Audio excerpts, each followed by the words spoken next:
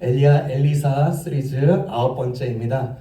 사망의 음침한 그늘에서 사망의 음침한 그늘에서라는 제목으로 우리 함께 내용 나누도록 하겠습니다. 여러분, 열왕기 하는요, 이 안에 이제 엘리야와 엘리사라는 이 인물들을 중심으로 우리가 계속 보고 있는 것이죠. 열왕기 상과 열왕기 하는요, 북쪽 이스라엘과 남쪽 유다의 역사를 기록한 역사서입니다.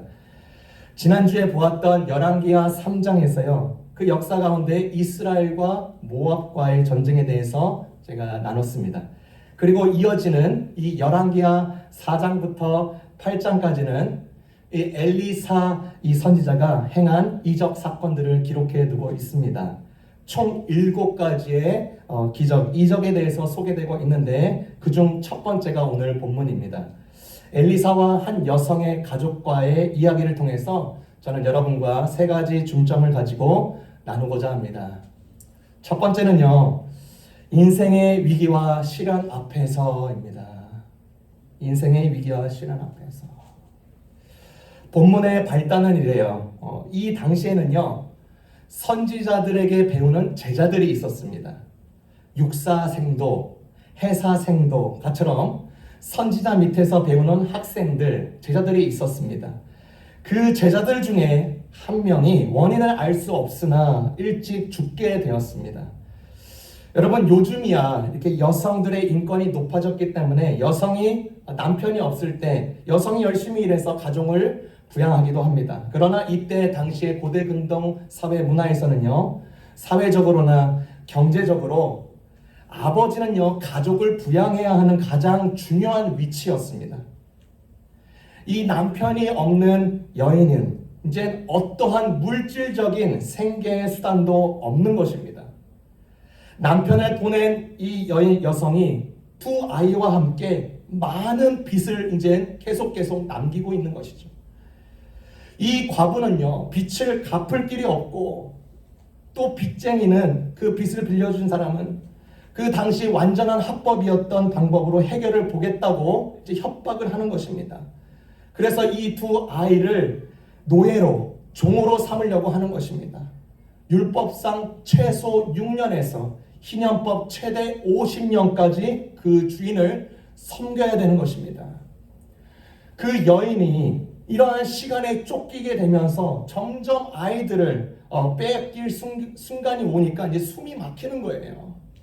그런 순간입니다. 그런 순간의 내용을 담고 있는 것입니다. 이 여인을 주목했으면 좋겠습니다. 이 여성의 남편은요, 하나님을 위하여서 살던 자입니다. 하나님을 위해서 살았던 자예요. 선지자의 제자 역할을 한 것입니다. 그들은요, 선지자도 마찬가지지만 선지자의 제자들은 가난 속에서 살았고요, 남들의 도움을 의존해야 됐고 여호와를 섬기는데 전념했던 사람들입니다. 그런데 막상 젊은 나이에 남편이 죽었어요. 정상적인 생계 활동이 불가능합니다. 빚이 한 푼, 2푼 점점 불어나기 시작하고 이제 빚쟁이들은 2 아이를 종으로 삼겠다면서 으름장을 놓고 있는 것입니다. 여러분, 하나님의 종으로 살다가 죽었는데 이제 그 2 아이는 채권자의 종으로 이제 전락하게 될 지경인 것입니다. 이 2 아이마저 잃으면 이제 그 가문은 이제 완전히 지워지는 것입니다. 이 여인을 볼 때 안 좋아도 너무나도 안 좋은 상황이 지금 전개되고 있는 것이에요. 하나님을 섬기고 있는데 그러면 보다 더 건강하게, 활력 있게, 행복하게, 웃음 짓게 살아갈 그림이 있었을 텐데 정반대의 그림이 그려지고 있는 것이에요. 하나님이 멀게 느껴질 수밖에 없는 것입니다. 비참한 드라마죠. 저는 이 여인의 상황을 계속 생각해 보게 되었습니다. 저도요, 목회자로서 살다가 보니까 더 이 상황에 이입이 되는 것입니다. 내가 목회를 하다가 40대인데 지금 죽은 채 내 처와 2 딸들만 남겨진다? 제가 지난주에 달라스의 상임위원회 모임을 갔다 왔습니다. 상임위원회 중에서 이제 계속 연속 회의인 것이에요. 근데 그 회의 중에 이제 안건이 이제 상정되기 위해서 이제 쉐어를 하는 것인데 복지 혜택 안건에 대해서 나눴습니다. 이제 저희 교단에 속한 목사님들 회원이 만약에 죽었을 때 어떻게 보상할지에 대해서 나눈 거예요. 사망 시 어떻게 혜택을 줄 것인가. 저에게도 발언권이 있었습니다. 그래서 저는요, 복잡하게 이렇게 말하는 걸 싫어합니다. 그냥 아주 단순 명료하게 말했어요. 40대가 죽으면 15,000불, 50대가 죽으면 10,000불, 60대 이상이 죽으면 5,000불 이렇게 말하니까 옆에 나이 많으신 분들이 웃더라고요. 그랬더니 어느 목사님이 저한테 그래요. 아이 왜 10만 불 부르지 그랬어. 저도 목회자로서요. 막상 이 내용을 다루니까 남일같이 여겨지지 않는 거예요. 하나님이 멀게 느껴지는 순간은요. 비록 신앙적인 이야기가 아니더라도 정말 많습니다. 사업을 실패하거나 사기를 당하거나 법적 공방에 연루가 되거나 정신질환을 겪고 있거나 정말로 하나님이 멀게 느껴지는 순간이 너무나도 다양합니다. 지금은 사업에 큰 성공을 거둔 분이나 고생하면서 인생의 절망숲에서 머물렀던 자가 있었습니다. 하도 고생스러웠어요. 이분이 한 번은 목을 매달아 죽으려고 넥타이 2개를 끈으로 묶었습니다. 그러나 죽지를 못했어요. 쓰러져 있는데 거실에 가득히 스며들어오는 햇살에 먼지가 빛나는 것을 보면서 저 먼지도 저렇게 빛나는데 이런 생각이 들었답니다. 그리고 나서 묶었던 넥타이 2개를 장롱 깊숙이 넣어두고 30년이 지난 지금도 그 넥타이를 보면서 다시금 힘을 얻으면서 살아가고 있다는 것이에요. 저는 신학교 4학년 때 저희 교수님께서 그가 해줬던 말이 생각이 납니다. 그분의 일화를 이야기해 주셨어요. 젊어서 방황하는 거예요. 이것저것 다 해봅니다. 제 밑바닥도 찍어보고 다 해보는 거예요. 망가질 수 있는 것을 다 해보는 것입니다. 그런데도 너무나도 공허하고 인생의 길이 잡히지도 않고 친구가 없는 것도 아닌데 이 텅 빈 마음을 해결할 마음이 없어서 마지막으로 오른 곳이 남산이었습니다. 남산을 보고 내려오면서 수면제 큰 한 통을 하나 사요. 이제 집에서 그 수면제를 한 알 한 알 계속 그 입이 가득 찰 때까지 먹고 넘깁니다. 시간이 지났어요. 죽은 줄 아는데 자기가 깬 거예요. 죽었나? 쓰러진 그가 발견한 것은 그가 토한 그 수면제 덩어리들이 다 널브러져 있는 거예요. 그러면서 이렇게 말해요.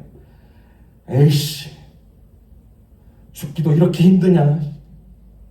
그 순간 죽음도 나를 이 정도로 밀어낸다면 하나님은 나를 위한 특별한 분명한 뭔가가 있겠구나 싶다는 마음이 이게 확 들어온 거예요. 그러면서 이제 교수님까지 가는 거예요. 여러분, 하나님이 멀게 느껴지고 내 삶은 내 뜻대로 되는 것도 아니고 롤러코스터를 타는 듯한 이 인생길은 누구나 다 맞이할 수 있게 되는 것입니다. 이 여인의 겪었을 이 고통을 한번 느껴보세요. 이 여인이 느꼈을 고통, 이 아이들이 느꼈을 고통이 무게가 느껴지십니까? 솔직히 저는요, 이 상황을 경험하지 못해서 온전히 다 느끼지 못합니다. 솔직한 감정입니다. 오히려 제가 그 감정을 설명하면 설명할수록 한없이 가볍게 느껴질 것입니다. 그러나 이 부분을 놓고 함께 공감할 수 있는 부분은 이게 아닐까 싶어요. 뭐냐면 결국 하나님 믿어도 별거 없네. 그 여인 남편 하나님 위해서 열심히 살았더만 왜 일찍 요절했대? 이 여인을 둘러싼 주변 사람들의 나팔처럼 울려 퍼지는 이 조롱소리. 그러면서 더군다나 추락하는 하나님의 영광. 그걸 자신이 느끼니까 더욱더 비참해지는 거예요. 더군다나 이 여인은 남편 따라서 그래도 신앙생활 열심히 했을 것입니다. 그런데 이러한 비참한 상황에 보태서 사람들의 조롱소리 계속 들려오고 이제 자신의 내면에 울리는 것. 나는 이제 정말 끝이구나. 내 아이들의 인생도 여기까지인가? 이렇게 신앙생활 계속해야 되는 거 맞는 것인가? 여러분, 이러한 위기 속에서요. 여러분이 마주하는 위기 속에서 신앙의 반복, 그렇죠? 주일 성수, 신앙의 반복, 정형화가 일어나면요. 우리 안에 일어나는 내적 갈등이 무엇인지 아십니까? 내 믿음은 참인가? 여기까지 가게 되는 것입니다. 그래도요, 이 여인은요, 이 상황에서 틈을 찾았습니다. 틈이 있습니다. 틈이 있어요. 반드시 있습니다. 이 여인은 그 틈을 찾았어요. 엘리사 선생님에게 요청한 것입니다. 자기 남편이 따르고 배웠던 그 선생님 엘리사에게 도움을 요청했어요. 여러분, 쥐 한 마리를요, 깜깜한 독 속에 쳐 집어넣으면 3분을 넘기기 못하고 죽지만, 그 독 속에 한 줄기의 빛이라도 조금만 새어 들어가면 적어도 36시간은 죽지 않고 산다고 합니다. 희망의 아주 작은 빛, 그것이 생명을 지키는 강한 힘이 되는 것이죠.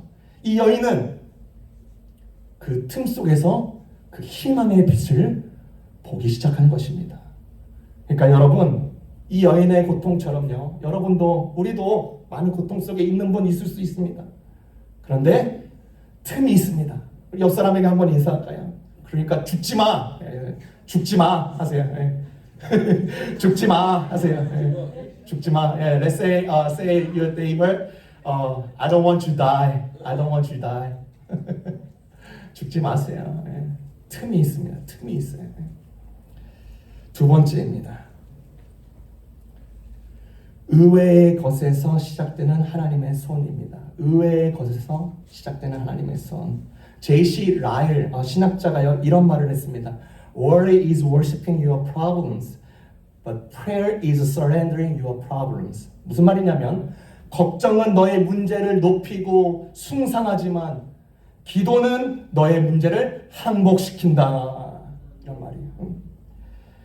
이 여인은요, 간절한 기도의 마음을 가지고 엘리사 선생님에게 자초지종을 이야기합니다. 이제 그녀의 문제가 어떻게 항복되는지가 이제 전개가 되는 거예요. 그리고 엘리사 선생님은 2절에 이렇게 말을 합니다. 내가 너를 위하여 어떻게 하랴. 내가 너를 위하여 어떻게 하랴. 기억하십니까? 엘리사의 선생님 엘리야의 시대 속에서도요, 아합 정권 때는 가뭄이 3년 6개월이나 지속되었습니다. 말라버릴 대로 말라버린 그들의 마음, 심정을 대변해 주는 것입니다. 그런데 생명수이신 그것을 등진 채 그렇게 살아갔지만, 그럼에도 불구하고 하나님은요, 엘리야가 마주하는 그리 시냇가는 마르지 않게 해주셨습니다. 하나님을 경외하는 남는 자들을 향해서 하나님의 긍휼과 자비의 손길은 절대로 끊어지지 않음을 보여주신 것이죠. 이제 엘리사를 마주한 이 여인에게 하나님은 마치 내가 너를 위하여 어떻게 하랴, 내가 너를 위하여 어떻게 하랴 하시면서 그 여인에게 다가오십니다. 성도 여러분, 하나님은요, 여러분이 하나님을 간절히 찾았기 때문에 하나님이 찾은 바 된 게 아닙니다. 하나님이 먼저 여러분에게 오셨습니다. 일부러 아주 들킬 정도, 아주 쉽게 들킬 정도로 아주 그렇게 오셨습니다. 그 여인은요, 완전히 말라버린 집안 상태, 정신적인 피폐함, 채권자에게 짓눌린 굴욕, 희망의 빛이라고는 보이지 않는 컴컴하고 두꺼운 외벽을 경험하고 있습니다. 그 자리에 하나님은 내가 너를 위하여 어떻게 하랴, 그렇게 오십니다. 다른 말로요, 이 말은 내가 너를 어떻게 도와줄까라는 말입니다. 간단한 질문인데요, 아주 중요한 질문을 하나님은 우리에게 주시는 것입니다. 이 질문은요, 그녀의 상황에 적극적으로 관심을 갖겠다는 하나님의 의지인 것입니다. 엘리사가 또 이렇게 묻죠. 집안에 무엇이 있는지 말해보아라. 여인이 대답합니다. 저희 집에 그릇 한 그릇 외에는 아무것도 없나이다. 밀가루도 없어요. 밀가루 외국만 가면은 1불이면 사거든요. 이만한 거. 팬케이크 해먹을 양도 없어서 쫄쫄 굴고 있는 여인과 그 두 아들을 한번 생각해 보세요. 기름밖에 없어요. 이 대답을 들은 엘리사가 어떻게 대답하는 것이 이상적일까요? 첫 번째, 엘리사가 가진 돈이 그래도 좀 있으니까 이 여인에게 덥석 지어주는 게 좋은 방법일까? 두 번째, 법적으로 얽혀져 있는 채권자에게 가서 단판이라도 한번 싸워줄까 대신. 세 번째, 멀리 이 가족들을 도피시켜서 신분 세탁해서 새로운 삶을 살라고 사람을 좀 붙여줘서 도주하게 할까? 아닙니다. 엘리사를 통해서 하시는 하나님의 방법은 참으로 놀랍습니다. 2절에 기름 외에는, 그쵸? 이 외에는에다가요 공표를 하세요.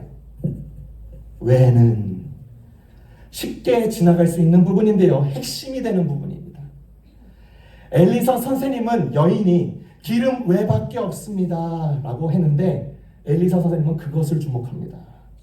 사소하게 보일지 모르지만 이것밖에 하는 이것은 지극한 잠재력을 가지고 계심을 이 엘리사 선생님은 알았습니다. 여러분, 이 이야기들은요 성경 전체에서 드러납니다. 성경 전체에서 아무런 소망이 없고 자원도 부족하네 없다라고 말하는 부분을 여러분 잘 아십니다. 가데스 바네아에서 하나님이 이스라엘에게 약속하신 그 땅에 들어가서 소유하라 라고 말씀하셨을 때 대부분의 사람들은 두려워서 못한다고 거부했습니다. 못 들어간 자들은 갈렙과 여호수아 외에입니다. 기드온이 미드안과 싸울 때에는 그에게는 아무런 군대가 없었습니다. 300명 외에는. 다윗이 골리앗과 싸울 때에는 그에게 훌륭한 무기와 갑옷이 없었습니다. 물매와 매끄러운 돌 5개 외에는. 예수님이 5,000명이 넘는 그 인파들을 먹이실 때는 떡 5개와 물고기 2마리 외에는. 그렇죠? 하나님은 이렇게 외의 것에 주목하십니다. 그리고 하나님은요 그런 방법을 즐겨하십니다. 아무도 자랑치 못하게 함입니다.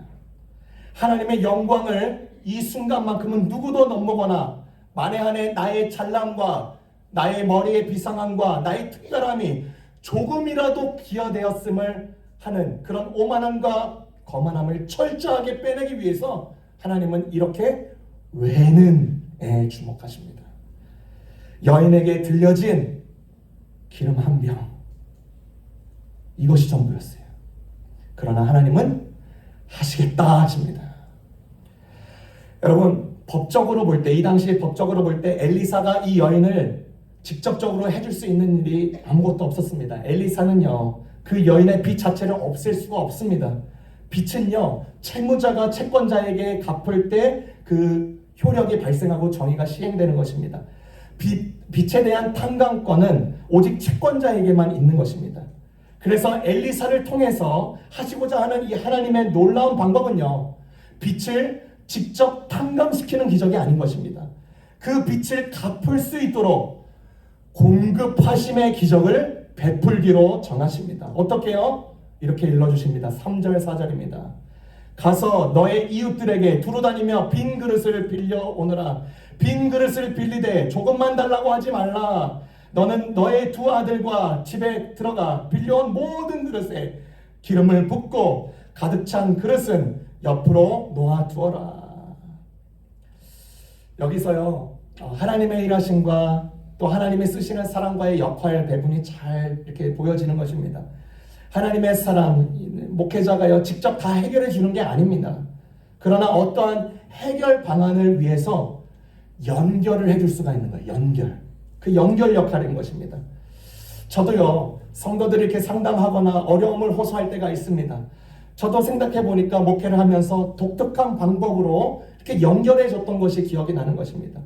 어떤 그 학생을 재단에 연결해 주어서 장학금을 받을 수 있도록 도와주고, 우리가 국내 선교, 작은 공동체이지만 그래도 우리가 고향교회를 섬기고 싶다라고 해서 어떤 뭔가 연결이 되어서, 그렇죠, 신학과 교회를 저희가 그 노숙자 사역하는데 저희가 또 이렇게 도와주고 있습니다. 선교를 엄청나게 가고 싶어 하는 학생이 있었는데 그게 돈이 부족한 거예요. 마침 그 예배를 통해서 제 수중에 10만 원이 있었는데 그 돈 전체를 예배 중에서 드렸습니다. 그런데 알고 보니까 그 학생이 10만 원이 없어가지고 선교를 못 가게 됐는데 그 헌금으로 인해서 선교를 가게 되는 거예요. 연결이에요, 연결. 다 연결입니다. 어떤 자에게 추천사를, 어떤 자에게 인터뷰를 도와줘서 그 사람이 직장 생활에 붙도록 연결해 주는 것입니다. 연결. 안드레는 오병이어를 가진 어린아이의 것을 예수님께 연결해 주었습니다. 바나바는 바울을 예수 공동체에 연결해 주었어요. 하나님을 위하여서, 하나님의 일하심을 위하여서 누군가 직접 이렇게 해결하는 것이 아니라 일하는 방식에 대해서 알게 하고 믿음을 갖게 하고 이 연결하는 자가 하나님의 사람들입니다. 저는요, 우리 성도님들이 다 그렇게 복된 사람들 되시기를 주님의 이름으로 축원합니다. 엘리사는요, 그 여인에게 세 가지를 명령하죠. 모든 이웃으로부터 그릇을 최대한 빌려와라. 두 번째, 빈 그릇을 빌린 후에 두 아들과 방에 들어가서 문을 닫으라. 세 번째, 모든 빌린 그 그릇에 네가 가진 기름을 옮겨 부으라. 여러분, 이 명령이 떨어졌을 때를 잘 생각하셔야 됩니다. 이 명령이 떨어졌을 때 기름이 지금 철철철철 넘치고 있습니까? 아닙니다. 그냥 여전히 기름 한 병이에요. 여전히 기름 한 병입니다. 명령이 떨어지자마자 기름이 조금씩 흐르고 철철철철 넘으면 오, 이게 되네 하고 그릇 빌리러 가면 그건 믿음의 행위가 아닌 것입니다. 하나님의 일하심은요, 항상 그분을 신뢰함과 짝꿍이 되는 것이에요. 두 여인과 이 여인과 두 아들은 여전히 기름 한 병이지만 신뢰함을 가지고 그릇을 가능한 한 많이 빌리러 갑니다. 신뢰는요, 보이니까, 확인되니까, 만져지니까 작동되는 원리가 아닙니다. 신뢰가 먼저예요. 보이지 않고, 만져지지 않고, 확인되지 않아도 그 말 신뢰하겠습니다. 제가 한번 다짐하고 결심하겠습니다 하는 것입니다. 여러분, 그릇 빌리러 가는 이 여인과 두 아들을 한번 상상해 보세요. 그릇 빌리면서 얼마나 현타가 왔을까요? 아, 이게 될까? 나 지금 뭐 하는 거지? 주변 사람들도요, 그릇 빌려주면서 물을 거예요. 아니, 아줌마, 가난해서 먹을 것도 없는데 무엇 담으려고 그래? 굶다 보니까 정신이 지금 나갔구나. 아이고, 참말로 웬일이래. 불쌍해. 여기서 사람들이 많이 무너집니다. 목회 상담을 해도요, 여기서 고비를 못 넘겨요. 여기가 넘겨야 될 산입니다. 믿음이 흔들리는 것은요, 너무나 당연한 거예요. 여러분, 거친 풍랑에서 안 흔들리는 자가 어디 있습니까? 그러나 자신의 배를 주님께서 운행하고 계신다, 이 믿음 때문에 가는 것입니다. 끝까지 가는 거예요. 이 여인과 두 아들, 뭐가 뭔지 몰라도 그래, 엘리사 선생님 말 듣고 많은 그릇 빌렸어요. 많은 그릇 빌려왔습니다. 그리고 이제 그릇을 가지고 그 아내와 그 과부와 두 아들은 방에 들어가서 문을 닫습니다. 여러분, 엘리야와 엘리사 이 시리즈 가운데 문을 닫다라는 이 행위는요, 꼭 기억하셔야 됩니다. 문을 닫다. 이거는 다음에 또 나와요. 네, 문을 닫다. 특별한 의미가 있습니다. 이 행위는요, 하나님과 그분의 역사에 주목하고 집중한다는 의미입니다. 문을 닫으면요, 거기는 바깥과 단절된 골방이 되는 것입니다. 하나님의 의전이 되는 것입니다. 하나님의 일하심 속에서 바깥과 단절해서 문을 닫아야 되는 것입니다. 우리의 생각, 우리의 아집, 흔들리는 심정, 불안한 바깥과 단절하여서 문을 닫아야 되는 것입니다. 그렇게 알려준 거예요. 마지막입니다. 세 번째, 준비된 그릇, 차오르는 기름입니다. 엘리사 선생님의 말씀대로 많은 그릇들 빌려오고 이제 방에 들어가서 문을 닫고 이제 기름 한 병으로 이제 그릇에 붓기 시작하는 것입니다. 붓기 시작하는데 정해진 양보다 더 나오고 있습니다. 설명이 안 돼요. 5절 6절 여인이 물러가서 그의 두 아들과 함께 문을 닫은 후에 그들은 그릇을 그에게로 가져오고 그는 부었더니 그릇에 다 찬지라. 기름을 빈 그릇에 이제 붓는 행위는 이제 이 행위는요 신뢰와 결단의 마지막 행위입니다. 마지막 행위예요. 이 행위는요 작은 기름병을 빈 그릇에 부으면서 기름병이 무게가 줄지 않는 기적의 능력이 흘러나오고 있는 것입니다. 그릇에 다 찼다. 그릇에 다 찼다. 저는 여기에요 너무나도 감격스럽습니다. 지난 날 동안에 남편과 두 아이의 그 아버지 읽고 겪은 배고픔, 서러움, 비참함의 무게들이 기름을 부으면서 다 씻겨지고 치유되고 있는 것입니다. 문을 닫은 그 골방은요 하나님의 재창조의 방이 되고 있어요. 여러분 상상을 좀 보태면 그릇에 기름이 넘치는 것을 보면서 이 과부와 두 아들이 서로에게 계속 눈물이 나는 거예요. 웃음이 나요. 엄마 이거 봐. 엄마 토닥여주고 안아주고. 언제까지 찼어요? 채울 그릇이 없을 때까지. 그래서 엘리사 선생님은 최대한 많이 빌려오라고 했어요. 더 크고 더 많은 그릇 빌려올 걸 더 좋았을 텐데. 나는 아쉬운 마음 내비쳤다면요 감사보다는 불만으로 이 모든 행위가 끝났을 것입니다.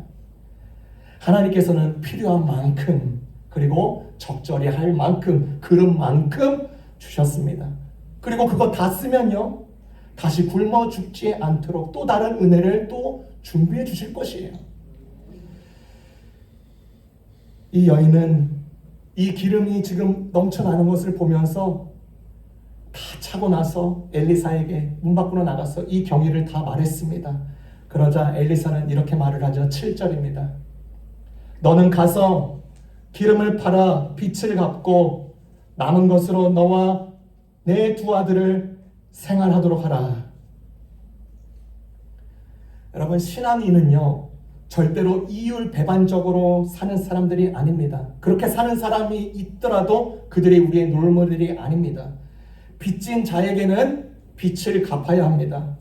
신앙을 거들먹거리면서 나 회개했으니까 라고 하면서 채권자를 무시하는 태도는 반성경적인 태도입니다. 그래서 레위기는 그래서 속건제를 소개하고 있는 것입니다. 이웃에게 물질적으로 피해를 입혔을 경우 배상하라. 그렇죠? 그게 하나님께 올바로 드려지는 제사다라는 것입니다. 엘리사 선생님은 채무자의 빚을 갚는 의무를 다함으로써 정의를 시행하는 것을 명했습니다. 그리고 나머지 수익으로 이제 새로운 삶을 살으라고 명하시는 것이죠. 진짜 거의 종이 될 뻔한 이 결박의 삶에서 벗어나서 자유인이 되는지 해방이 맛보게 되는 것입니다. 미국에 많은 이렇게 신앙의 위인들이 있는데 이분은 참 독특하신 분이에요. 락펠러입니다. 록펠러. 떠오르는 부자로서 이 락펠러가 떠오르는 부자가 되었을 때 위기가 닥쳤습니다. 그는 친구의 권유로 광산업을 시작했어요. 그러나 그 과정 가운데 사기를 당해서 원금을 모두 다 날리고 맙니다. 광부들은 이제 폭도로 변해서 밀린 임금을 요구하면서 그 무게에 눌리기 시작합니다. 빚 독촉에 이제 시달린 록펠러는 너무 괴로워서 자살을 떠올립니다. 갑부에서 이제 바로 이제 거짓 신세, 노숙자 신세가 될 판이에요. 록펠러는요, 그 황량한 폐광에 엎드려서 기도합니다. 하나님의 말씀은 1.1획도 틀림이 없음을 믿습니다. 저는 지금까지 하나님을 섬겨왔습니다. 헌신했습니다. 그리고 하나님의 것을 정확히 지켜서 드려왔습니다. 그런데 왜 이런 시련을 주십니까? 하나님의 살아계심을 보여주십시오.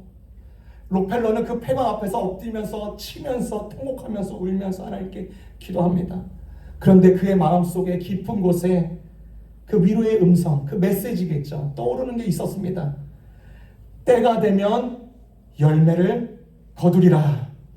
더 깊이 파라. 록펠러는요, 이 말씀을 믿고 폐광이에요. 폐광인데 더 깊이 파기 시작합니다. 더 깊이. 사람들은요, 이제 인부들은 록펠러가 이제 제정신이 아니구나, 미쳤구나, 저기 들어가서 자살하려고 하나, 뭐 하는 거야, 이렇게 조롱합니다. 한참이 지난 뒤에 그곳에서요, 갑자기요, 금이 보이는 것이 아니라 검은 물이 분수처럼 공중으로 솟구치기 시작해요. 석유예요. 자살 직전에 이 록펠러는요, 유전을 발견해서 일약 전 세계에 거부가 되었습니다. 이게 결말이 아닌 것이에요. 제가 결말을 얘기하려고 하는 것은 이것입니다. 그가 죽기 전에 한 이야기가 하이라이트입니다. 후에 이 거부가 전 세계적으로 거부가 됐죠. 이 록펠러는 죽기 전에 자녀들에게 이렇게 유언을 합니다. 뉴욕의 모든 시민의 상하수도 비용을 부담하라. 록펠러 재단은요, 지금도 이 일을 시행하고 있습니다. 그래서 저는 뉴욕에 살 때 수도세, 상하수도세 내본 적이 없어요. 저는 그게 당연한 줄 알았어요. 그런데 여기 와서 보니까 그걸 알게 된 거예요. 하나님께서 넘치게 된 이 은혜를 남들에게 나누는 것이죠. 그렇죠? 이 일화 자체만으로 하나님을 알리고 하나님께 영광이 되고 그렇게 모멘텀이 되는 역사가 되지 않았겠습니까? 아, 돈은 좀 이렇게 써야 되겠구나. 두 여인과 두 아내, 이 과부와 이제 두 아들은, 이 이야기는 이 엘리사의 명령으로 끝납니다. 그렇죠? 빚 갚고 나머지로 생활하라. 그런데 그 이유는 이제 성경에 나오지 않습니다. 성경에는 나오지 않지만 쉽게 상상할 수 있는 것 같아요. 명령대로 이제 그 넘친 기름을 팔아서 채권자를 찾아가서 돈을 지불합니다. 채권자는 돈을 들고 온 채무자를 보면서 놀라워하면서 너무 잘 되었다고 격려해 줬을 거예요. 그리고 이제 수많은 그릇을 빌려준 자에게 이제 그 그릇을 돌려줘야 되는 거예요. 돌려줄 때요, 그냥 돌려줬겠습니까? 기름 조금이라도 담아서 보태줬을 거예요. 그렇죠? 아니, 누구 엄마, 이게 웬 것이야? 아니, 이 귀한 거 어디서 났어? 엘리사 선생님과 이러쿵 저러쿵 하나님이 이렇게 하셨다고? 놀라워. 그렇죠?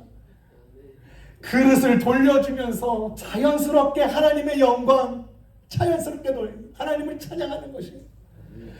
여러분, 사단은요, 성경대로 되지 않는다고 여전히 주장하면서 하나님의 경건하고 신실한 자들은 보호받지 못하고 오히려 남이 종이 된다는 이 세상의 비꼼에 하나님은 그분의 열심으로 그분의 일을 준비시킵니다. 그분의 일을 하십니다. 의외의 것으로, 외의 것으로 충만히 일하십니다. 그릇을 준비시켜 채우십니다. 넘치게 채우십니다. 복되게 하십니다. 여러분의 각 영역에서 이 복된 진리가 더욱더 확연하고 분명하게 드러나서 하나님이 더욱더 높임 받으시기를 주님의 이름으로 축원합니다. 기도하겠습니다.